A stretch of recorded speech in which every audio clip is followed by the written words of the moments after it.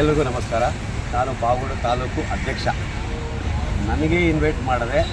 ನಮ್ಮ ಜಿಲ್ಲಾ ಒಂದು ಆಫೀಸನ್ನು ಉದ್ಘಾಟನೆ ಮಾಡ್ತಾ ಇದ್ದಾರೆ.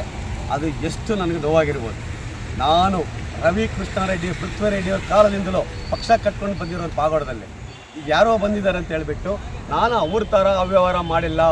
ನಂದೇನಾದರೂ ₹1 ಅವ್ಯವಹಾರ ಇದ್ದರೆ ಜಿಲ್ಲೆಯಲ್ಲ ರಾಜ್ಯದಲ್ಲಿ ಕರೆಸಿ ಎಷ್ಟು ಫೈನ್ ಹಾಕಿದ್ರು ಅದಕ್ಕೆ ನಾವು ಕಟ್ಟೋದಕ್ಕೆ ರೆಡಿ. ಬನ್ನಿ ನಮ್ಮ ತಾಲೂಕಲ್ಲಿ ಯಾರು ಅಂತ ಕೇಳಿ. ಈ ಥರ ಈ ವ್ಯಕ್ತಿ ಸರಿ ಇಲ್ಲ ಅಂದರೆ ಅವತ್ತೇ ಪಕ್ಷ ಬಿಟ್ಟು ಮನೆಗೆ ಹೋಗ್ತೀನಿ. ಯಾವ ಪಕ್ಷಕ್ಕೆ ಹೋಗೋರಲ್ಲ. ಒಂದು ಪಕ್ಷದ 15 ವರ್ಷ ಆಗಿದೆ ಈ ಪಕ್ಷಕ್ಕೆ ಸೇರಿ ನಾನು ಮತ್ತೆ ಹೋಗೋದಿಲ್ಲ. ಇಲ್ಲ ಜಿಲ್ಲಾ ಎಲ್ಲಿ ಚೇಂಜ್ ಮಾಡಬೇಕಂದಿದ್ದಾರೆ.